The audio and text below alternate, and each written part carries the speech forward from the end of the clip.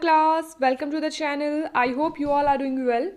So जैसा कि आपको पता है हम यहाँ पर UGC नेट पेपर 2 कॉमर्स 08 के लिए तैयारी करते हैं, जिसमें हम कॉमर्स में नेट JRF सेट के लिए तैयारी करते हैं। जून 2025 के लिए हमारा टारगेट है। आज हमारी क्लास 5 रहेगी। यूनिट 4 आपकी चली है जिसका नाम है बिजनेस फाइनेंस। इससे पहले हमने इसके 4 यूनिट्स को कंप्लीट कर लिया है, यूनिट 1, 3 एंड 7, 8। ठीक है, जिन्होंने वो क्लासेस नहीं देखी हैं उनको जाकर देख सकता है। जिसको नोट्स चाहिए वो टेलीग्राम के लिंक से जो है वो नोट्स भी ले सकता है। जिस दिन भी क्लास लगती है उसका PDF आपको टेलीग्राम पे मिल जाता है। ठीक है, आज क्लास जो है 3-4 दिन के बाद लग रही है, सो डिले हो गया है थोड़ा, तो अब हम इसके बाद क्लासेस कंटिन्यू करने की कोशिश करेंगे। तो चलिए आज की क्लास को बिना किसी देरी के शुरू करते हैं। आज का आपका टॉपिक है time value of money, TVM जिसको आप बोलते हो। अब टाइम वैल्यू ऑफ मनी का मतलब क्या होता है? यह एक फाइनेंशियल कॉन्सेप्ट है आपका।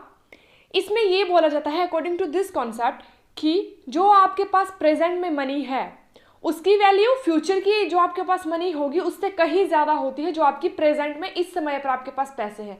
मान लीजिए फॉर एग्जांपल, अगर आपके पास प्रेजेंट टाइम में आज के दिन में आपके पास 20 रुपये हैं और वही 20 रुपये अगर आपके पास 2 साल बाद में होंगे तो 2 साल बाद में उसकी वैल्यू कम रहेगी और अभी जो आपके पास 20 रुपये हैं उसकी वैल्यू आपके लिए ज़्यादा रहेगी। कैसे रहेगी? अभी आपके पास मान लीजिए आज 2025 है, 2025 में आज के दिन आपके पास है 2025 चला है, आपका मार्च एंड है। ठीक है, मार्च एंड में आपके पास है 20 रुपये। अभी 2 साल बाद जब 2027 में मार्च एंड में आप 20 रुपये होंगे जो आपके पास उसी टाइम पर होंगे, तो क्योंकि जो आपके पास 2025 में 20 रुपये होंगे 2027 तक उसमें आपको इंटरेस्ट मिलेगा, है ना। इंटरेस्ट मिलके 20 रुपये से उसकी कीमत बढ़कर 30, 40, 50, 60, 100, 70 कितनी भी हो सकती है। लेकिन जो आपको फ्यूचर में 20 रुपये मिलेंगे उसकी वैल्यू तो 20 रुपये ही रहेगी ना 2027 में भी। तो इसलिए ये बोला जाता है जो प्रेजेंट में आपके पास पैसा होता है, प्रेजेंट में जो आपके पास मनी होती है उसकी वैल्यू कहीं ज़्यादा होती है जो आपके पास फ्यूचर में जो है मनी होती है। सो ये इसका कॉन्सेप्ट है कि प्रेजेंट में आपके पैसे की वैल्यू मोर देन होती है जो आपको फ्यूचर में पैसे मिलेंगे उससे। तो इसके लिए आपको पैसों को प्रेजेंट में इन्वेस्ट करना चाहिए कहीं पर, क्योंकि फ्यूचर में आपको उससे रिटर्न मिलता है। इसके लिए ये आपका कॉन्सेप्ट है। तो क्या है? The time value of money TVM is a financial concept that state that a dollar today is worth more than a dollar in the future. यहाँ पर डॉलर की बात हो रही है। डॉलर आप ले लो, रुपीज आप ले लो, आप टका ले लो, कुछ भी आपके पास जो भी आपके पास करेंसी है, आपके पास येन है, युआन, जो भी आपके पास करेंसी है, ठीक है, उस करेंसी की वैल्यू जो प्रेजेंट टाइम में आपके पास है उसकी मोर देन होती है जब आप फ्यूचर में उसको अर्न करते हो।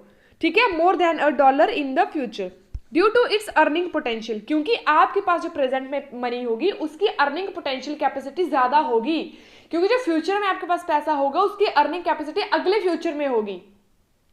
अभी जो आपके पास प्रेजेंट में मनी होगी उसकी वैल्यू फ्यूचर में बढ़ जाएगी, और फ्यूचर में अगर आपके पास मान लीजिए 20 रुपये होंगे तो उसकी वैल्यू 20 ही है, लेकिन प्रेजेंट टाइम में अगर आपके पास 20 रुपये है तो उसके ऊपर आपको पोटेंशियली क्योंकि रिटर्न मिलेगा, उसके ऊपर इंटरेस्ट आपको मिलेगा तो उसकी वैल्यू बढ़ जाएगी।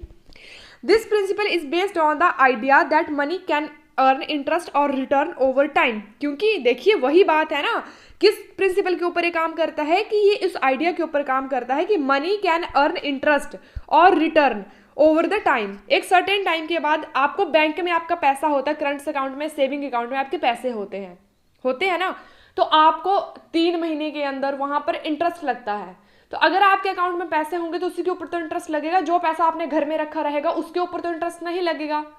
तो पैसे की वैल्यू तो आपके पास बढ़ रही है ना, तो आपने कहीं पर उसको इन्वेस्ट किया है, तो इन्वेस्ट करने की वजह से उसके ऊपर रिटर्न मिल रहा है, उसके ऊपर आपको मनी मिल रही है, रिटर्न मिल रहा है। सो वो है आपके पास टाइम वैल्यू ऑफ मनी, जो क्या करता है making it more valuable when receive sooner rather than letter.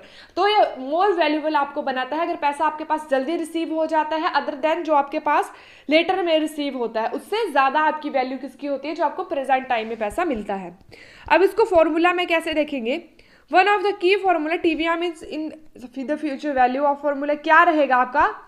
FV आपका future value, PV present value, 1 + R return and number. ठीक है, नंबर ऑफ पीरियड्स। तो FV आपका future value, PV present value, इसको आपने मल्टीप्लाई किया 1 + R इंटरेस्ट रेट से and आपका फ्यूचर से। तो फ्यूचर में जो आपकी वैल्यू रहेगी वो इस सब के बराबर होगी और इस सब में आपका पैसा ज़्यादा रहेगा।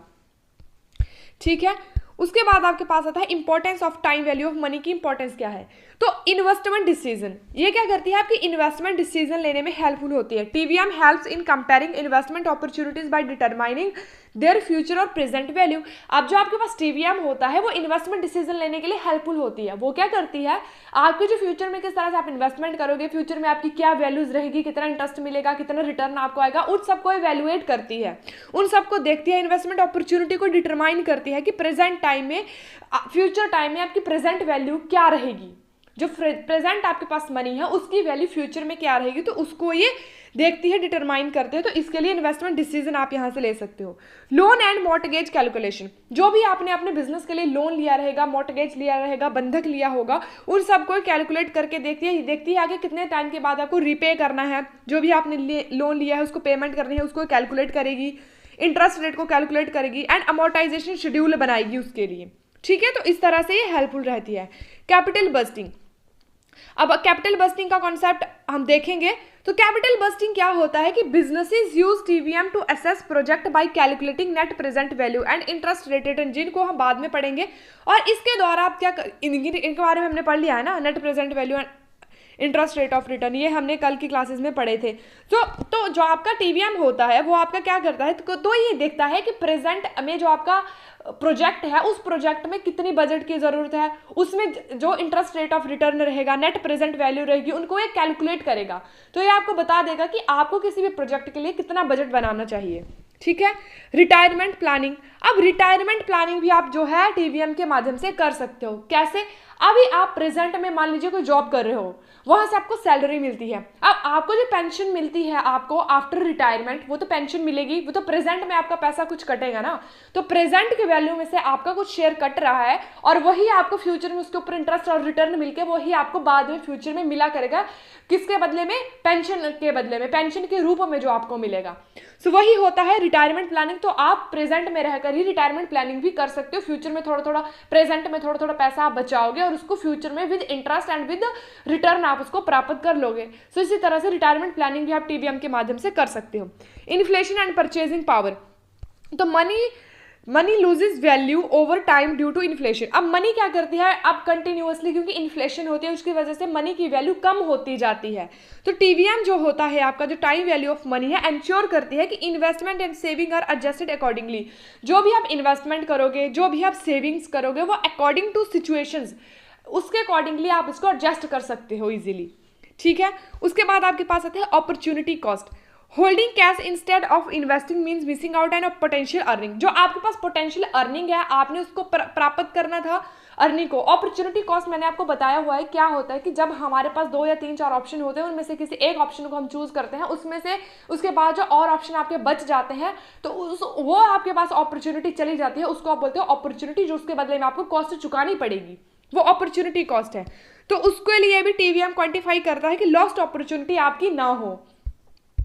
उसके बाद आपके पास न्यू कॉन्सेप्ट आता है कैपिटल बजटिंग। अब कैपिटल बजटिंग क्या होता है, ये एक प्रोसेस होता है बिजनेस के अंदर कि जब भी आप कोई प्रोजेक्ट लगाओगे, कहीं पर इन्वेस्टमेंट आप करोगे, तो उस इन्वेस्टमेंट को करने के लिए, उस प्रोजेक्ट को लगाने के लिए आप किस तरह से बजटिंग बनाओगे, प्लानिंग करोगे, वैल्यूएट करोगे, कैलकुलेट करोगे। आप देखिए यहाँ पर कैपिटल की बात हो रही है, तो कैपिटल हमेशा आपकी लॉन्ग टर्म इन्वेस्टमेंट में ही यूज होगा। शॉर्ट टर्म में आपका अगर यूज किया जाएगा तो मनी यूज किया जाएगा, लेकिन लॉन्ग टर्म इन्वेस्टमेंट है, long term finance, long term में जितना भी आपका जो बिजनेस से रिलेटेड वर्क होगा वो सब आपका कैपिटल के अंदर ही आएगा। तो capital budgeting is the process businesses use to evaluate and decide on long term investment project. तो क्या होता है, कैपिटल बजटिंग एक ऐसी प्रोसेस होती है जो बिजनेसेस के द्वारा यूज की जाती है इवेल्युएट करने के लिए, और डिसाइड किया जाता है लॉन्ग टर्म इन्वेस्टमेंट प्रोजेक्ट इसके माध्यम से। Such as purchasing a new equipment, अगर आपको न्यू इक्विपमेंट, कुछ नया, अगर आपको कुछ रिसोर्स परचेज करना है, इक्विपमेंट, कुछ मशीन या कुछ भी हो सकता है, वो परचेज करना है, तो उसके लिए आपको क्या करना पड़ेगा, बजट बनाना पड़ेगा। या कैश आपको देना पड़ेगा, या मनी की व्यवस्था, फाइनेंसिंग की व्यवस्था आपको करनी पड़ेगी कि न्यू इक्विपमेंट आपको परचेज करना है, तो ये आपका प्रोजेक्ट हो गया। इसके लिए आपको मनी की आवश्यकता पड़ेगी, इसके लिए आपको बजटिंग बनाने पड़ेगी, बजट बनाना पड़ेगा। ये आपको एक्सपैंड करना है अपने ऑपरेशंस को, अपने बिजनेसेस को बढ़ाना है, प्रोडक्ट को बढ़ाना है, एक्सपैंड करना है, एक्सपेंशन करना है, तो इसके लिए भी कैपिटल बस्टिंग आपकी लगेगी। और लॉन्च करना है न्यू प्रोडक्ट, या आपने अपने बिजनेस के अंदर न्यू प्रोडक्ट लाइन में जाना है, न्यू प्रोडक्ट अगर आपको लॉन्च करना है, तब भी आपको कैपिटल बस्टिंग बनानी पड़ेगी। It involve assessing the potential cost and benefit of investment.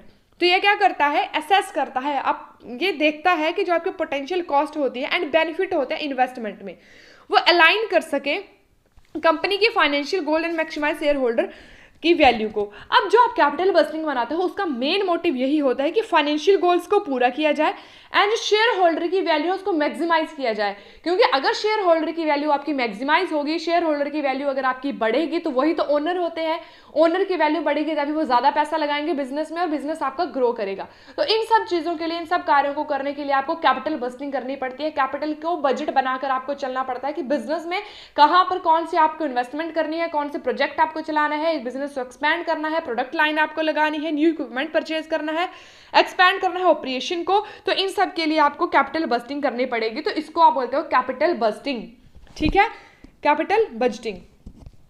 उसके बाद आपके पास आता है नीड ऑफ कैपिटल बस्टिंग की जरूरत क्यों है। तो क्यों है, capital bursting is essential for businesses to make informed decision about long term investment. जब भी आपको कोई लॉन्ग टर्म इन्वेस्टमेंट करनी होती है उसके लिए आपको डिसीजन लेने में हेल्प करती है कैपिटल बस्टिंग, क्योंकि लॉन्ग टर्म में ही यहाँ पर बात हो रही है, क्योंकि कैपिटल की बात है तो लॉन्ग टर्म में होगी। तो लॉन्ग टर्म में आपको जो कोई भी इन्वेस्टमेंट करनी है, लॉन्ग टर्म में आपको जो भी डिसीजन लेना है अपने बिजनेस के अंदर, उसको लेने के रिगार्डिंग आपको हेल्प करता है जो आपका कैपिटल बस्टिंग होता है। तो यहाँ पर कुछ आपके पास नीड रहेगी। इसकी क्या नीड है आपके पास, यहाँ पे नीड है एफिशिएंट एलोकेशन ऑफ रिसोर्सेज। तो आपकी कैपिटल बस्टिंग क्या करती है, जो आपके पास रिसोर्सेज होते हैं, संसाधन होते हैं, उनको दक्षता पूर्वक उनका आवंटन करती है। कैपिटल बस्टिंग जो आपके संसाधन होते हैं उनको दक्षता पूर्वक आवंटन करेगी कि कहां पर कितनी मात्रा में जरूरत है। बिजनेसेस हैव लिमिटेड फंड, क्योंकि फंड तो लिमिटेड होते हैं, आपको लोन लेना पड़ेगा, डेट लेना पड़ेगा, या कहीं इन्वेस्टमेंट करनी पड़ेगी, या कोई प्रोजेक्ट कहीं से आपने डेट लिया है, या वटएवर जो भी आपने फाइनेंसिंग यहाँ पर चीजें अपनाई हुई है, तो लिमिटेड फंड्स आपके पास होते हैं। So capital busting help allocate them to most profitable project. तो कैपिटल बस्टिंग आपको इस तरह से बनाया जाएगा कैपिटल का बजट कि आपको मोस्ट प्रॉफिटेबल प्रोजेक्ट में आप उसको लगाओ। कहां पर लगाओ, जो मोस्ट प्रॉफिटेबल प्रोजेक्ट होते हैं उन्हीं में आप उसको इन्वेस्ट करो। तो उसके लिए हेल्प करता है कि जो भी आपके रिसोर्सेज होते हैं उन रिसोर्सेज को प्रॉफिटेबल प्रोडक्ट्स में ही, प्रोजेक्ट्स में ही आपका लगाया जाए। Long term impact, investment decision affect a company future profitability and competitiveness. क्योंकि अगर आपने एक बार इन्वेस्टमेंट कर दिया तो इन्वेस्टमेंट लॉन्ग टर्म के लिए होती है, क्योंकि वहां पर बहुत ज्यादा पैसा आपका लगा हुआ होता है, बहुत ज्यादा कैपिटल आपकी लगी हुई होती है। तो ये फ्यूचर में आपकी प्रॉफिटेबिलिटी को भी देखता है, कॉम्पिटिटिवनेस को भी देखता है। तो ये कैपिटल बस्टिंग के थ्रू ही आपका पॉसिबल होता है, क्योंकि लॉन्ग टर्म इंपैक्ट इसका बिजनेस के ऊपर पड़ेगा। ऐसा तो है नहीं कि अगर आपने एक बार न्यू प्रोडक्ट लॉन्च कर दिया, न्यू प्रोडक्ट बना दिया, तो उसको पहले आपने बनाया, उसको मार्केट में आपने देखा, इवैल्यूएट किया, कैलकुलेशन किया उसका, फिर देखा, आपने कुछ सैंपल बनाया, उसके बाद बड़े मात्रा में प्रोडक्ट बनाया, उसको आपने मार्केट में भेजा, उसके बाद ही तो उसके ऊपर आपने काम किया, तो उसमें बहुत ज्यादा आपका फाइनेंस लगा, बहुत ज्यादा आपका पैसा लगा उसमें। तो लॉन्ग टर्म इंपैक्ट आपका ये छोड़ता है। तो कैपिटल बस्टिंग इसमें हेल्प करती है क्योंकि लॉन्ग टर्म इंपैक्ट छोड़ती है। तो इसीलिए जब भी आपको कोई डिसीजन लिया जाएगा तो बहुत सोच समझ कर लिया जाएगा, ठीक है। रिस्क मैनेजमेंट, अब कैपिटल बस्टिंग क्या करती है, रिस्क को मैनेज करने में हेल्प करती है। Capital busting help assess risk associated with investment and ensure they align with the company risk tolerance. अब ये क्या करती है, ये देखती है कि आपका जो रिस्क होता है वो इन्वेस्टमेंट या कहीं से भी रिलेटेड आपका रिस्क हो सकता है, उसको ये पहले से ही देखती है। क्योंकि अब आप फ्यूचर की बात कर रहे हो तो रिस्क तो अनसर्टेन होता है, लेकिन फिर भी फ्यूचर की फोरकास्टिंग आप कर सकते हो। तो इसकी वजह से आप फ्यूचर में जो भी आपको रिस्क होगा उसको आप जो है वो मैनेज कर सकते हो। उसके बाद आता है मैक्सिमाइज शेयर होल्डर वैल्थ। ये तो आपके बिजनेस का सबसे जरूरी ऑब्जेक्टिव होता है, जरूरी कार्य होता है जो एक बिजनेस के अंदर करना पड़ता है, क्योंकि शेयर होल्डर की वेल्थ को इंक्रीज करना ये बिजनेस का मेन मोटिव रहता है। Bye selecting project with positive return. अगर आपने ऐसा प्रोजेक्ट सिलेक्ट किया है जहां से आपको पॉजिटिव रिटर्न आ रहा है, पॉजिटिव रिटर्न का मतलब होता है कि रिटर्न आपको अच्छा मिल रहा है या आपको प्रॉफिट हो रहा है बिजनेस को, तो businesses can increase their value and provide better return to investor. तो इसके हेल्प से बिजनेसेस क्या कर सकते हैं, अपनी वैल्यू को इंक्रीज कर सकते हैं और साथ ही साथ वो रिटर्न भी जो है अच्छा प्रोवाइड करवा सकते हैं अपने इन्वेस्टर्स को। Cash flow management. अब कैपिटल बस्टिंग के माध्यम से आप कैश फ्लो को मैनेज भी कर सकते हो। कैश फ्लो को मैनेज करने के लिए भी आपको कैपिटल बस्टिंग की नीड लगेगी। हेल्प करता है ये बिजनेसेस को प्लान करने के लिए फ्यूचर में cash inflow and cash outflow आपका कैसा होगा, कैश आएगा कितना, कैश जाएगा कितना, इसको मैनेज करने के। तो एंश्योर करता है फाइनेंशियल स्टेबिलिटी को, ठीक है।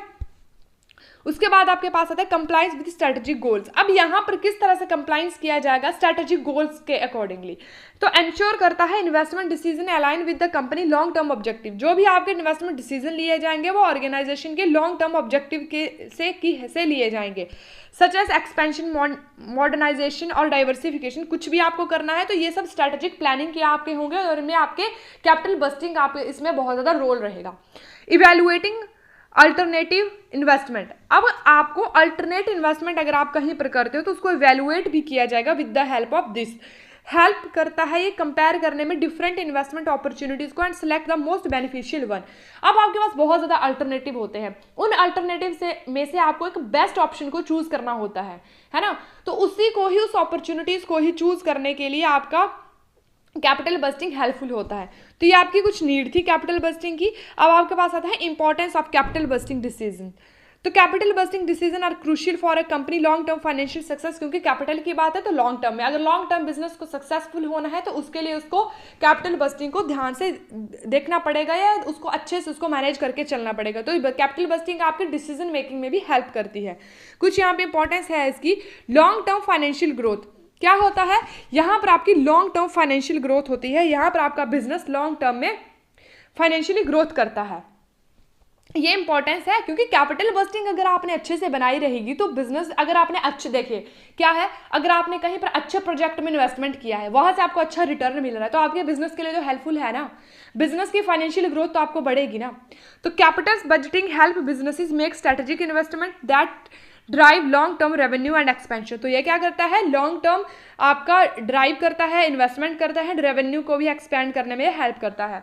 Optional use of resources, sorry optional नहीं, ऑप्टिमल। ऑप्टिमल होता है उच्चतम, ठीक है। ये since financial resources are limited, क्योंकि आपके फाइनेंशियल रिसोर्सेज लिमिटेड होते हैं तो कैपिटल बस्टिंग आपका क्या करता है, एंश्योर करता है कि जो भी फंड एलोकेट किए जाएंगे वो मोर प्रॉफिटेबल प्रोजेक्ट में एलोकेट किए जाएं। जो भी आपके पास फंड्स रहेंगे, फाइनेंस रहेगा, उसको वहां पर लगाया जाए जहां से आपको प्रॉफिटेबिलिटी ज्यादा हो। रिस्क रिडक्शन, अब रिस्क को रिड्यूस करने में वही है जो आपकी नीड है, वही इसकी इंपॉर्टेंस है। रिस्क को रिड्यूस करने में भी हेल्पफुल करता है, ये इन्वेस्टमेंट को हेल्प करता है, आइडेंटिफाई करता है, मिटिगेशन करता है, फाइनेंशियल की ऑपरेशनल रिस्क को देखता है। जब भी आपको कोई रिसोर्स के साथ आपको कमिट होना है, कहीं पर भी आपको इन्वेस्टमेंट करनी है, तो उससे पहले सारे रिस्क को देखेगा, बिजनेस में ज़्यादा रिस्क तो नहीं है, उसकी मैनेज करेगा। उसके बाद आपके पास आता है मैक्सिमाइजिंग शेयर होल्डर वेल्थ। तो ये तो मेन मोटिव रहेगा इसकी कि आप क्या करो, ऐसे प्रोजेक्ट में इन्वेस्टमेंट करो जहां से आपके बिजनेस को मोर देन आपको प्रॉफिट रहे, लॉस कम रहे एंड प्रॉफिट आपको ज्यादा रहे, ठीक है, ताकि आप शेयर होल्डर की वेल्थ को इंक्रीज कर सको, कंपिटिटिव एडवांटेज मिल सके। इस तरह से इन्वेस्ट किया जाएगा। Investing in modern technology, infrastructure और एक्सपेंशन थ्रू कैपिटल बस्टिंग। तो क्या किया जाएगा, इन्वेस्टमेंट की जाएगी मॉडर्न टेक्नोलॉजी में, इंफ्रास्ट्रक्चर में, एक्सपेंशन किया जाएगा कैपिटल बस्टिंग को, ताकि कंपनी, ठीक है, कंपनी मार्केट के अंदर ज्यादा लंबे समय तक अब बनी रहे। बेटर कैश फ्लो मैनेजमेंट, वही है, इनफ्लो कैसे रहेगा कैश का, आउटफ्लो कैसे रहेगा, उसको बेटर मैनेजमेंट करना है। तो ये सब आपकी इंपॉर्टेंस में आएगा। अब जिस चीज़ की कुछ इंपॉर्टेंस रहती है तो लिमिटेशन भी तो रहेगी। अब इसकी लिमिटेशंस क्या है कैपिटल बस्टिंग की, अनसर्टेनिटी इन फोरकास्टिंग, क्योंकि फोरकास्टिंग यहाँ पर फ्यूचर के लिए की जाती है और फ्यूचर ऑलवेज आपका अनसर्टेन होता है। तो अनसर्टेनिटी की अगर आप फोरकास्टिंग करोगे वो थोड़ा सा आपके लिए एक चैलेंजिंग काम होता है। तो future cash flows, interest rate and market condition are unpredictable, इनको आप प्रिडिक्ट प्रिडिक्ट बिल्कुल एक्यूरेट नहीं कर सकते हो, कर तो सकते हो लेकिन बिल्कुल एक्यूरेट नहीं कर सकते हो, जिसकी वजह से इसका जो है एस्टिमेट लगाना थोड़ा सा डिफिकल्ट होता है, तो इसलिए लेस एक्यूरेट ये होता है। ज़रूरी नहीं है कि फुली एक्यूरेट ये हो, लेस एक्यूरेट ये रहता है। तो uncertainty in forecasting, complexity in decision making, जब भी आपको कोई डिसीजन मेकिंग करनी है, कोई डिसीजन लेना है, तो उसके लिए कॉम्प्लेक्सिटी होती है, कठिनाई होती है डिसीजन मेकिंग करने में। Capital budgeting involve multiple factor including risk assessment, तो इसमें बहुत सारे काम कैपिटल बस्टिंग में किया जाता है। रिस्क को असेस किया जाएगा, डिस्काउंट रेट को देखा जाएगा, अपॉर्चुनिटी कॉस्ट को देखा जाएगा, तो इसमें बहुत ज़्यादा कॉम्प्लिकेटेड डिसीजन होते हैं, कभी कभी ये डिसीजन कॉम्प्लिकेट हो जाते हैं। टाइम कंज्यूमिंग प्रोसेस, अब जो आपका कैपिटल बस्टिंग होती है बहुत लंबा प्रोसेस होता है, क्योंकि इसमें आपको इन्वेस्टमेंट को देखना पड़ेगा, ऑप्शनल को देखना पड़ेगा, ऑप्शन में से आप रिसोर्सेज को देखना पड़ेगा, कैश कितना लगेगा, इन सब को देखना पड़ेगा, तो इसमें टाइम कंज्यूमिंग प्रोसेस में बहुत ज़्यादा आपका टाइम लगता है। इग्नोर करता है क्वालिटेटिव फैक्टर को, ये इग्नोर करता है कि जो non financial factor like employ moral, जो क्वालिटेटिव है, जो गुणवत्ता को देखते हैं, उन फैक्टर्स को ये जो पूरी तरह से इग्नोर करते हैं, क्योंकि क्वांटिटी के ऊपर ही, क्योंकि बस्टिंग है तो क्वांटिटी के ऊपर ज़्यादा मेजर किया जाता है कि एम्प्लॉय की मोरालिटी क्या है, उनका नैतिकता क्या है एम्प्लॉयज़ के अंदर, ब्रांड वैल्यू क्या है, मार्केट रेपुटेशन क्या है, ये ऑलवेज कंसीडर इनको नहीं किया जाता है। ऑलवेज कंसीडर क्या किया जाता है, प्रॉफिटेबिलिटी हो, लेस आपका लॉस हो, कंपिटिटिवनेस आपकी बढ़े, तो ये क्वांटिटी में आता है, क्वालिटी में नहीं आता। तो क्वालिटेटिव जो मेजरमेंट होता है, फैक्टर होता है, इसको इग्नोर किया जाता है। एज्यूम कांस्टेंट डिस्काउंट रेट, इसके बेसिस के ऊपर क्या किया जाता है कि इसमें डिस्काउंट रेट कांस्टेंट रहता है, जो भी आपकी जैसे टेक्निक्स हैं, नेट प्रेजेंट वैल्यू है and internal rate of return है, इसके ऊपर जो आपका डिस्काउंट रेट रहता है वो कांस्टेंट रहता है, जो ज़्यादा वेरी नहीं करता है, कांस्टेंट रहता है। जो रियल वर्ल्ड चेंजेस में इंटरेस्ट रेट आपके रिफ्लेक्ट उसको नहीं कर पाता है। सो ये है। उसके बाद आपके पास आता है types of capital bursting decision. क्या आता है, types of capital bursting decision. अब हमने पढ़ा कैपिटल बस्टिंग, इसकी इंपॉर्टेंस को देखा, इसके हमने नीड को देखा, इसके हमने लॉसेस को लिमिटेशंस को देखा। Now you have the next point is and next topic is capital busting process, types of capital busting decision। तो कैपिटल बस्टिंग डिसीजन को आप क्लासीफाई कर सकते हो टू वेज में। One ways classify them on the basis of firm existence, की किस तरह से फर्म एग्जिस्ट करती है, and another way is to classify on the basis of decision situation, कि कौन सी सिचुएशन को ध्यान में रखकर आप डिसीजन लेते हो। एक आएगा आपका फर्म की एग्जिस्टेंस, फर्म किस तरह से एग्जिस्ट करती है मार्केट के अंदर, तो इसके बेसिस के ऊपर देखते हैं। सबसे पहले आपके पास आता है बेस्ड ऑन फर्म एग्जिस्टेंस, की फर्म का एग्जिस्टेंस क्या है, उसका रहने का दायित्व क्या है, उसके एग्जिस्टेंस के अस्तित्व के बेसिस के ऊपर देखेंगे। तो सबसे पहले कॉस्ट रिडक्शन डिसीजन, तो सबसे पहले डिसीजन होता है कॉस्ट रिडक्शन डिसीजन। इसके ऊपर बेसिकली फोकस आपका किया जाता है कि जो आपकी अपॉर्चुनिटी कॉस्ट होती है एंड इंप्रूविंग एफिशिएंसी कॉस्ट होती है, इसको रिड्यूस किया जाएगा, इसके ऊपर काम किया जाएगा। किसके ऊपर, एक तो कॉस्ट को रिड्यूस करने के ऊपर, एंड दूसरा आपका जो इनएफिशिएंसी ऑपरेशन कॉस्ट को आप कम करोगे, जो भी आपके कार्य करने के लिए ऑपरेशन कॉस्ट लगी है उनको आप कम करोगे, साथ में ही आप देखोगे इंप्रूव करोगे एफिशिएंसी को, और जो भी इनमें कॉस्ट आते हैं इस कॉस्ट को रिड्यूस करने के लिए जब भी आपको डिसीजन लेते हो तो वो आते हैं। सेकंड वन आता है रिप्लेसमेंट डिसीजन, तो कॉस्ट को रिड्यूस करने के लिए आप रिप्लेसमेंट डिसीजन ले सकते हो। आप क्या कर सकते हो, अपने इसके अंदर आपका मेन ऑब्जेक्टिव होता है कि रिप्लेसमेंट कर दो, आप इंप्रूव करो ऑपरेटिंग एफिशिएंसी को, रिड्यूस करो कॉस्ट को, ठीक है, ताकि आप इंक्रीज कर सको प्रॉफिट को। लेकिन फर्म का रेवेन्यू आपका सेम अनचेंज रहता है, इसमें रेवेन्यू आपका वही रहेगा, प्रॉफिट को आप इसमें जो है वो चेंज कर सकते हो, प्रॉफिट को आप इंक्रीज कर सकते हो। तो रिप्लेस कर दो, अपॉर्चुनिटी कॉस्ट, ऑपरेटिंग कॉस्ट होती है उसको आप लेस कर दो, कम करो, एफिशिएंसी को आप इंक्रीज करो, जिसकी वजह से आपकी क्या होगा, इंक्रीज होगी आपकी प्रॉफिटेबिलिटी, और जो आपका ओवरऑल रेवेन्यू है वो आपका रेवेन्यू कांस्टेंट रहेगा। उसके बाद मॉडर्नाइजेशन डिसीजन। अब मॉडर्नाइजेशन डिसीजन लिया जा सकता है जैसे जैसे जैसे आपका समय ठीक है बीतेगा, अब जो आपकी पुरानी मैनुअली जब आपका सारा काम होता है वो आउटडेटेड हो गया है, ठीक है, ऑब्सोलेट हो गया, अब न्यू टेक्नोलॉजी के साथ आपके चेंजेस हो रहे हैं। तो मॉडर्नाइजेशन को अगर आप अपनाओगे, मॉडर्नाइजेशन को अपनाने से आप कॉस्ट को रिड्यूस कर सकते हो, क्योंकि आपका बहुत ज़्यादा काम मशीनों के माध्यम से किया जाएगा, मैनुअली नहीं किया जाएगा, तो उसमें ज़्यादा एक्यूरेसी होती है एंड उसको चीज़ों को बनाने में भी कम आपका खर्चा आता है। उसके बाद आपके पास आता है revenue expansion decision. This decision focus on improving sale product lines, improve version of product etcetera.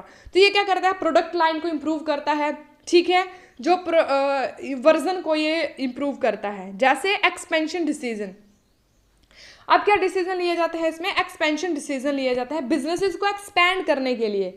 जो बिजनेस लिए जाएंगे, जो डिसीजन आपके लिए जाएंगे, क्योंकि यहाँ पर एक्सपेंशन की बात हो रही है। तो एक्सपेंशन डिसीजन जैसे आपने क्या किया, न्यू प्रोडक्ट लाइन को लिया या आपने न्यू प्रोडक्ट को लॉन्च किया, न्यू प्रोडक्ट को बनाए, तो वो सब आपके कैसे हैं, एक्सपेंशन डिसीजन है। तो ये इसमें जब लिए जाएंगे तो इसको आप बोलते हो एक्सपेंशन, एक्सपैंड करने के लिए बिजनेस को न्यू प्रोडक्ट आपने ला दिया। डाइवर्सिफिकेशन डिसीजन, अब डाइवर्सिफिकेशन डिसीजन आपके वो डिसीजन होते हैं कि आपने क्या किया, एक ही आपने बहुत सारे प्रोडक्ट में इन्वेस्टमेंट कर दिया, जिससे आपका रिस्क रिड्यूस हो जाता है, रिस्क आपका बंट जाता है और कहीं से आपको प्रॉफिट होता है, कहीं से आपको लॉस होता है, तो वो बैलेंस्ड रहता है। तो डाइवर्सिफिकेशन से आप बहुत सारे प्रोजेक्ट में जो है इन्वेस्टमेंट कर सकते हो। उसके बाद आपका आता है based on nature of decision. अब नेचर ऑफ डिसीजन के माध्यम से हम देखेंगे तो सबसे पहला है म्यूचुअली एक्सक्लूसिव डिसीजन।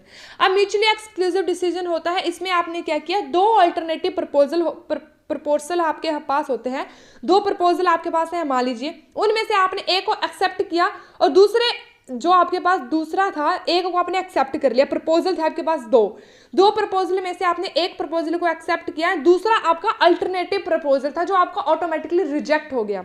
एक को एक्सेप्ट कर लिया, दूसरा आपको ऑटोमेटिकली आपका जो है वो एक्सेप्टेंस एक्सक्लूड आपका हो गया। तो उसको आप बोलते हैं म्यूचुअली एक्सक्लूसिव डिसीजन, कि आपने सोच विचार कर लिया, दो ऑप्शन में से आपने एक अल्टरनेट को चुना। और दूसरा होता है आपके पास एक्सेप्ट रिजेक्ट डिसीजन। तो एक्सेप्ट रिजेक्ट डिसीजन में तो होता है जैसे आपके पास अपॉर्चुनिटीज हैं, दो आपके पास डिसीजन है, उसमें से आपने एक अल्टरनेटिव को चूज किया, एक को आपने डायरेक्टली रिजेक्ट कर दिया। सो ये है आपके पास, ठीक है। उसके बाद आपके पास आता है नेक्स्ट, आपके पास आता है कैपिटल बस्टिंग प्रोसेस। अब कैपिटल बस्टिंग प्रोसेस देखते हैं क्या होता है। Capital bursting is the process a business undertake to evaluate and select long term investment project. तो वही बात है, लॉन्ग टर्म प्रोजेक्ट जब भी हम करेंगे उसमें आपका ऑलवेज आपका क्या आएगा, कैपिटल बस्टिंग प्रोसेस में लॉन्ग टर्म ही आएगा। The goal is allocate resources efficiency to maximise share holder value. तो इसमें क्या किया जाएगा, रिसोर्सेज की एफिशिएंसी को बढ़ाया जाएगा, शेयर होल्डर की वैल्यू को बढ़ाया जाएगा, इस तरह से रिसोर्सेज को एलोकेट किया जाएगा। The capital budgeting process typically include these following steps, को इसमें फॉलो किया जाता है। सबसे पहले प्रोजेक्ट जनरेशन। तो सबसे पहले क्या किया जाएगा, प्रोजेक्ट को जनरेट किया जाएगा। अब प्रोजेक्ट को आप जनरेट कैसे कर सकते हो, प्रोजेक्ट जनरेशन किया जाएगा जैसे मान लीजिए एक आपके पास कोई प्रोजेक्ट है। अब एक प्रोजेक्ट को बनाने से रिगार्डिंग आपके दिमाग में पहले आइडिया आएगा। हो सकता है कोई न्यू प्रोडक्ट बनाना हो सकता है आपके पास एग्जिस्टिंग प्रोडक्ट हो, उसी में कुछ एक्सपेंशन करना हो, न्यू प्रोडक्ट को ऐड करना हो, प्रोडक्ट लाइन को बढ़ाना हो, ठीक है, आपने बिजनेस की कैपेसिटी को बढ़ाना हो, ठीक है, रिड्यूस करना हो कॉस्ट को एंड आउटपुट को रिड्यूस करना हो या आउटपुट को बढ़ाना हो, कुछ भी आपके पास डिसीजन होता है तो सबसे पहले आइडिया को जनरेट किया जाएगा कि आपको प्रोडक्ट के रिगार्डिंग किस तरह का डिसीजन लेना है। उसके बाद उस प्रोजेक्ट को इवैल्यूएट किया जाएगा। अब प्रोजेक्ट को इवैल्यूएट करने के लिए सेकंड फेज आपका ये आता है, इसमें एस्टिमेट लगाया जाएगा कि आपके बेनिफिट क्या रहेंगे, कॉस्ट क्या रहेगी, बेनिफिट एंड कॉस्ट भी मेजरेबल होंगे, कैश फ्लो आपका कैसा रहेगा, तो ये सब इवैल्यूएशन में देखा जाएगा। आपका सिलेक्शन किया जाएगा एक एप्रोप्रिएट क्रिएशन को जो जज करेगा आपकी डिजायरेबिलिटी ऑफ द प्रोजेक्ट की, ठीक है। तो एक आप अल्टरनेट को जिसको भी आप चूज करेंगे वो बहुत आप सोच समझकर सब तरह से उसको इवैल्यूएट करके उसके कॉस्ट को देख के उसकी प्रॉफिटेबिलिटी को देख के उसका फ्यूचर में स्टैंड कर पाएगा प्रोडक्ट या नहीं, तो उन सब को ध्यान में रखकर जब आप प्रोजेक्ट इवैल्यूएशन करते हो तो ये सब आपका इवैल्यूएशन के अंदर आता है। उसके बाद आपके पास आता है प्रोजेक्ट सिलेक्शन। उसके बाद आप अपने प्रोजेक्ट को सिलेक्ट कर लेते हो। इस थर्ड फेज आपका आता है, इसको आप screening and selecting the project भी आप इसको बोलते हो। इसके हिसाब से आप अप्रूव करते हो प्रोजेक्ट को, जो भी आपके पास टॉप मैनेजमेंट के द्वारा इसको अप्रूव किया जाएगा। बिजनेस के अंदर जो भी CEO है, BOD है, उसके द्वारा आप प्रोजेक्ट को जो आइडिया जनरेट आपने किया था उसको अब आप वहां से आप सिलेक्ट कर लोगे एंड उसी के ऊपर अब काम किया जाएगा। उसके बाद प्रोजेक्ट को एग्जीक्यूट किया जाएगा। प्रोजेक्ट एग्जीक्यूशन में आपका आएगा कि जो भी प्रोजेक्ट आपका होगा उसको एप्रोप्रिएट तरीके से उसमें देखा जाएगा, एक्सपेंडिचर उसमें किस तरह का रहेगा, इन्वेस्टमेंट प्रपोजल आपका किस तरह से रहेगा, उसके हिसाब से अब इसको एग्जीक्यूट किया जाएगा मार्केट में। एक्चुअल में इसके लिए कैपिटल बस्टिंग की जाएगी। जो भी आप ये प्रोसेस है इसको आपको ध्यान में रखना है, यहाँ से आपके क्वेश्चन आ सकता है। तो इसमें 4 फेजेस आपकी होते हैं। प्रोजेक्ट को जनरेट किया सबसे पहले, फिर उसके बाद इवेल्युएट किया, फिर उसके बाद सिलेक्ट किया, उसके बाद एग्जीक्यूट किया, ठीक है। Now you have the next and main topic is क्या है, कन्वेंशन और traditional techniques of capital busting. अब आपके पास आता है कन्वेंशनल और traditional techniques of capital budgeting. तो क्या है आपके पास, यहाँ पर है आपके पास, देखिए ये रही आपके पास टेक्निक्स। तो कैपिटल बस्टिंग की टेक्निक्स है आपके पास ट्रेडिशनल और non discounted cash flow techniques, दूसरी है मॉडर्न और डिस्काउंटेड कैश फ्लो टेक्निक। सबसे पहले है पे बैक पीरियड मेथड, फिर है average rate of return method, उसके बाद आपके पास आता है net present value method NPV, उसके बाद इंटरनल रेट ऑफ रिटर्न, देखिए अलग अलग है, ARR एवरेज है, IRR इंटरनल रेट है, उसके बाद प्रॉफिटेबिलिटी इंडेक्स और बेनिफिट कॉस्ट। तो चलिए देखते हैं किस तरह का है ये आपके पास। सबसे पहले आपके पास है पे बैक पीरियड मेथड। सो पे बैक पीरियड मेथड आपका क्या बोलता है? पे बैक पीरियड मेथड आपका ये बोलता है कि आपने जहां कहीं पर भी कोई से भी प्रोजेक्ट में अगर आपने इन्वेस्टमेंट करी है तो उस इन्वेस्टमेंट को जितने जल्दी आपको रिटर्न मिलेगा या जितने जल्दी उस इन्वेस्टमेंट की मूलधन आपको वापस मिलेगा, ये रिटर्न आपको जितना जल्दी मिलेगा, वही प्रोजेक्ट आपका द बेस्ट प्रोजेक्ट माना जाएगा। पे बैक पीरियड से आप इसको समझ सकते हो कि पे बैक जिसको जितने जल्दी बैक किया, पे बैक जिसका किया जाएगा, जिसका जितने जल्दी पेमेंट आपको की जाएगी, इसको आपको प्राप्त किया जाएगा जितना जल्दी, वही आपका जो प्रोजेक्ट रहेगा, इन्वेस्टमेंट रहेगी, वो आपकी बेस्ट प्रोजेक्ट रहेगा और बेस्ट इन्वेस्टमेंट वो आपकी रहेगी। जिसको जितना जल्दी रिकैप किया जाएगा, मतलब ठीक है, वो इन्वेस्टमेंट आपकी बेस्ट इन्वेस्टमेंट रहती है। तो ये माना जाता है पे बैक पीरियड मेथड के द्वारा when someone invest money in any type of asset, कहीं पर भी उसने इन्वेस्ट कर दिया कोई से भी एसेट के अंदर, they are often concerned about how long it will take recoup their investment, कि इसमें अब ये देखा जाएगा कि कितने जल्दी वो उस इन्वेस्टमेंट को प्राप्त कर सकते हैं।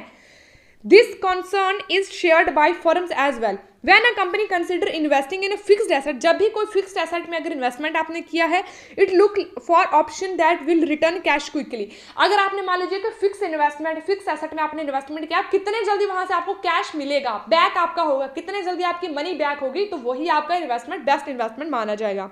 इन दिस कॉन्टेक्स्ट देखा जाए तो द पे back period is widely recognise and popular method of capital budgeting. तो सबसे कैपिटल बस्टिंग का सबसे बेस्ट मेथड आपका कौन सा होता है? पे बैक पीरियड मेथड।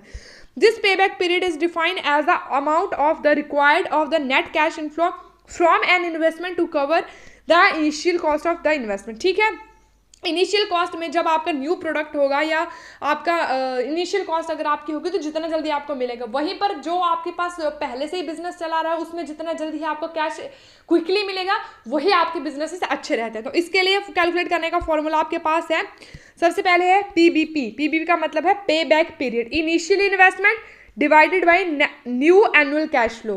तो इससे आप इसको निकाल सकते हो। अब पे बैक पीरियड के अंदर आता है post pay back profitability, PPB, post pay back profitability. ठीक है, अब इसके अंदर क्या है?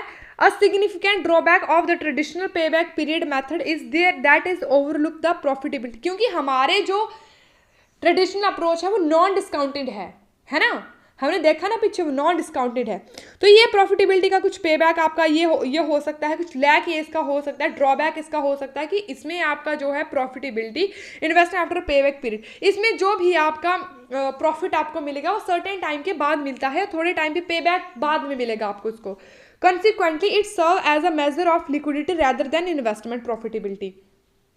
इसको किसमें इसको मेजर किया जाता है? लिक्विडिटी में मेजर किया जाता है, क्योंकि जितनी क्विकली, क्योंकि कैश की बात है इसमें, कैश को इसको इन्वेस्टमेंट में नहीं देखा जाता है, इसको देखा जाता है आपके किसमें, इसको देखा जाता है लिक्विडिटी में, इसको मेजर किया जाता है।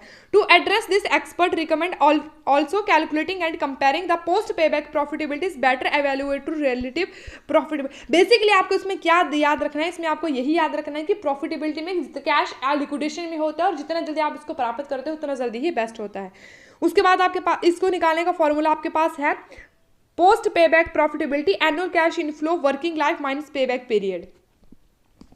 दूसरा आपके पास आता है डिस्काउंट पे बैक पीरियड। अब डिस्काउंट पे बैक पीरियड क्या होता है? अब जो आपका पे बैक पीरियड मेथड होता है उसके अंदर एक और ड्रॉबैक आपका ये है कि इसकी एक वीकनेस है। क्या वीकनेस है? कि जो भी आपके पास कैश होता है, कैश इनफ्लो होता है किसी भी इन्वेस्टमेंट के ऊपर, वो आपको इसका एक निर्धारित समय नहीं है। ठीक है, ये ज़रूरी नहीं है कि अगर आपने कोई इन्वेस्टमेंट की है उसको 3 महीने, 2 महीने, 1 दिन, 50 दिन, कितने दिन के बाद आपको रिटर्न आपको मिलेगा, वो इसके लिए कोई फिक्स पीरियड नहीं है। To address this issue the discounted पे back period can be use. अब इस इशू को कम करने के लिए डिस्काउंट पे बैक पीरियड मेथड का प्रयोग किया जाता है। अब इसमें क्या किया जाएगा आपका? This method involve first discounting the annual cash in flow at the required rate of return इसमें क्या किया जाएगा, इसमें जो भी रिटर्न प्राप्त किया जाएगा वो डिस्काउंटेड रेट के ऊपर, कि आप हमें जल्दी वापस कर दीजिए पैसा, चाहे वो डिस्काउंटेड के ऊपर ही कर दीजिए। तो इसके लिए एक सर्टेन टाइम रखते हैं, अगर इतने टाइम के अंदर आप हमें पैसा वापस कर दोगे या पैसा वापस अगर आप कर दो तो आपको डिस्काउंट दिया जाएगा। इस तरह से डिस्काउंटेड रेट ऑफ रिटर्न को अपनाया जाता है, ठीक है। उसके बाद आपके पास आता है average rate of return, ARR। अब एवरेज रेट ऑफ रिटर्न क्या होता है आपका, so average rate of return आपके पास होता है कि in this approach the percentage rate of return on the annual net profit from the investment is calculated। क्या किया जाएगा, जो आपका एनुअल रेट ऑफ रिटर्न है उसको किस तरह से देखा जाएगा, प्रॉफिटेबिलिटी में देखा जाएगा, कि आपके एनुअल जो भी आपने इन्वेस्टमेंट करी है उस इन्वेस्टमेंट का एट द एंड आपके पास रिटर्न क्या आया है, क्या रिटर्न आपका रहा है, उसको कैलकुलेट किया जाएगा। क्योंकि रेट ऑफ एवरेज है तो एवरेज को आप रिटर्न करते हो यहाँ पे एनुअली।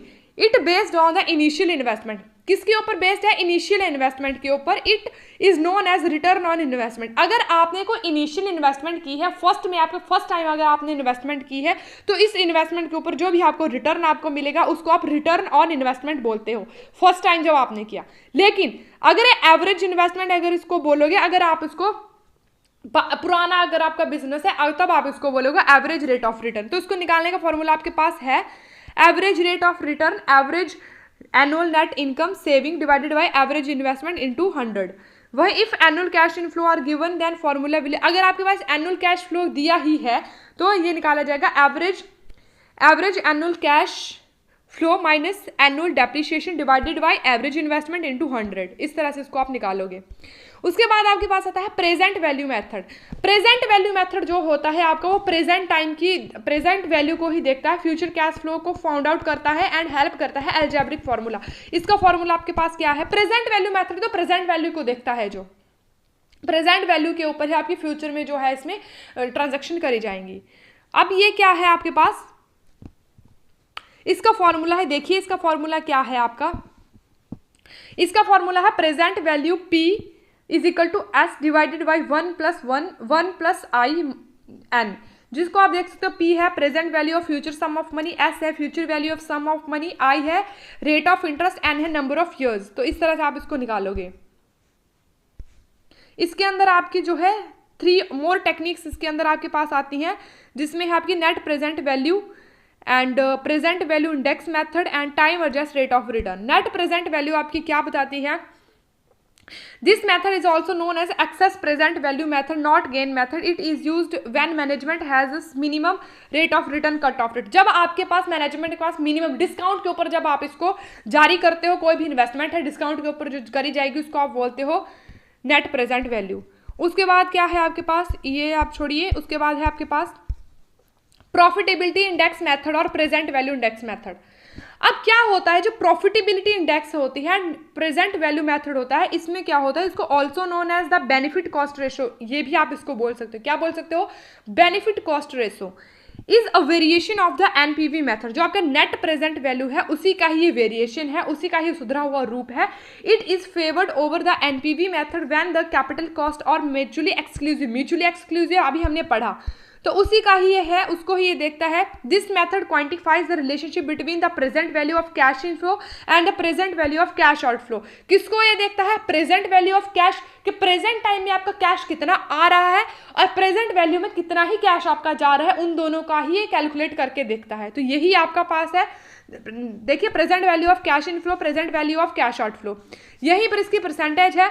परसेंटेज अगर इसको निकालनी है तो आप इसको 100 से मल्टीप्लाई कर दो और वही आपका आ जाएगा।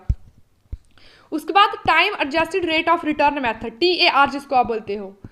The rate is also referred to the marginal efficiency of investment. अब इसमें क्या देखा जाएगा, मार्जिनल एफिशिएंसी ऑफ इन्वेस्टमेंट को देखा जाएगा, सीमांत इन्वेस्टमेंट को देखा जाएगा, सीमांत दक्षता investment, internal rate of project and break even rate, इनको इसमें देखा जाएगा। It is derived from the discounted cash flow technique. कहाँ से इसको लिया गया है, डिस्काउंटेड कैश फ्लो टेक्निक, मतलब जहां पर आप डिस्काउंट देकर अपना कैश को प्राप्त करते हो और इन्वेस्टमेंट में से आप रिटर्न प्राप्त करते हो। Which considered as the time value of money. कहाँ से कंसिडर इसको किया गया है, टाइम वैल्यू ऑफ मनी में, कि प्रेजेंट में जो आपको मनी मिलेगी उसकी वैल्यू मोर देन होगी जो आपको फ्यूचर में मिलेगी। Hence it terms a time adjusted rate. This approach is applied when management has not specific a preferred rate of return. जब आपके पास कोई preferred rate of return ना हो तब आप इसका यूज करते हो, ठीक है। उसके बाद आपके पास लास्ट टॉपिक, आपके पास लास्ट पॉइंट आता है various phases of capital bursting decision marketing process. जब भी आप मार्केटिंग प्रोसेस आप करते हो उसमें आपके पास कुछ फेजेस आते हैं, आप उन फेजेस को देखते हैं। ये फेजेस आपके स्ट्रेटेजिक गोल्स को पूरा करने में हेल्प करते हैं, लॉन्ग टर्म इन्वेस्टमेंट करने में भी हेल्प करते हैं, वैल्यूएशन करने में, सिलेक्टिंग करने के कैपिटल बस्टिंग को। ठीक है, तो ये देखते हैं सबसे पहले आइडेंटिफिकेशन ऑफ इन्वेस्टमेंट अपॉर्चुनिटीज। सबसे पहले जो कि आपके पास इन्वेस्टमेंट अपॉर्चुनिटीज होती है उनको देखोगे कि कहाँ पर आप इन्वेस्टमेंट करोगे, कौन सी अपॉर्चुनिटी के अंदर आप इन्वेस्टमेंट करोगे, सबसे पहले वो देखा जाएगा। आपके पास बहुत सारे ऑप्शंस होते हैं, उसमें से कहाँ पर आप क्या करोगे। जैसे आप जो भी हमने अभी प्रोसेस पढ़ी वही इसका एक्सपेंशन फेजेस है।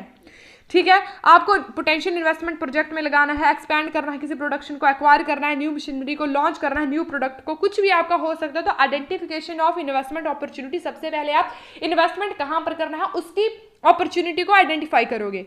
उसके बाद इवेल्युएट करोगे, वही जो हमने देखा, स्क्रीनिंग किया जाएगा, पहले उसको देखा जाएगा विएबिलिटी फाइनेंशियल वो सही है हमारे लिए, फाइनेंस हम उसके लिए वो कंसीडर कर सकते हैं, ऑब्जेक्टिव क्या रहेंगे उनको असेस किया जाएगा, इसकी संभाव्यता को देखा जाएगा। उसके बाद project selection and proposal development, उसके बाद प्रोजेक्ट को सिलेक्ट किया जाएगा, प्रिपेयर किया जाएगा, प्रपोजल को, कॉस्ट का एस्टिमेट लगाया जाएगा, expect return and risk analysis किया जाएगा, फंडिंग रिक्वायरमेंट को देखा जाएगा। उसके बाद project appraisal and analysis, project appraisal and analysis के लिए इसकी टेक्निक्स को देखा जाएगा, जो भी आपका पे बैक पीरियड है, नेट प्रेजेंट वैल्यू है, आउटफ्लो इनफ्लूज को देखा जाएगा, इंटरनल रेट ऑफ रिटर्न है, प्रॉफिटेबिलिटी इंडेक्स है, इन सभी टेक्निक्स को देखा जाएगा। उसके बाद डिसीजन लिया जाएगा इसके बाद कि कहाँ पर आपको अब कौन से चीज़ में आपको इन्वेस्टमेंट करना है, कौन से प्रोजेक्ट में इन्वेस्टमेंट करना है, उसके रिगार्डिंग अगर अब आप डिसीजन लोगे। उसके बाद इस डिसीजन को आप इंप्लीमेंट करोगे, अप्रूव करोगे, एग्जीक्यूट करोगे, आप एक्चुअल में इसको मॉनिटर करोगे, इसकी प्रोग्रेस को आप देखोगे, रिसोर्सेज को एलोकेट करोगे, तो इंप्लीमेंटेशन में आएगा। Performance review and post audit, अब क्या किया जाएगा, इसके बाद परफॉर्मेंस को ऑडिट किया जाएगा, देखा जाएगा, इसको रिव्यू को ऑडिट किया जाएगा। ठीक है, after project completion actual result are compared with projections, तो एक्चुअल में रिजल्ट आपका प्रोजेक्शन से आएगा, जो भी आपका प्रोजेक्ट होगा वहां से इसको कंपेयर करके देखा जाएगा। Lesson are learn to improve future capital bursting decision, जो आपके लेसन्स होंगे वो कहाँ से लिए जाएंगे, कैपिटल बस्टिंग से लिए जाएंगे, फ्यूचर में आपका कैपिटल बस्टिंग डिसीजन क्या होगा वहां से। उसके बाद परफॉर्मेंस को रिव्यू किया जाएगा, और ये आपके पास था फेजेस। इसी के साथ ही आपका ये चैप्टर भी खत्म हो गया। नेक्स्ट में हमारा नेक्स्ट चैप्टर चलेगा जो रहेगा आपका working capital and dividend policy, इसको हम करेंगे। तो चलिए आज की क्लास में बस इतना ही। आई होप आपको अच्छे से समझ में आ गया होगा। तो थैंक्स फॉर वॉचिंग, और देखते रहिए, नोट्स बनाते रहिए, अच्छे से तैयारी कीजिए, और जून 2025 का नेट JRF आप सेलेक्ट कीजिए, उसको प्राप्त कीजिए। ठीक है, thanks for watching, thank you so much.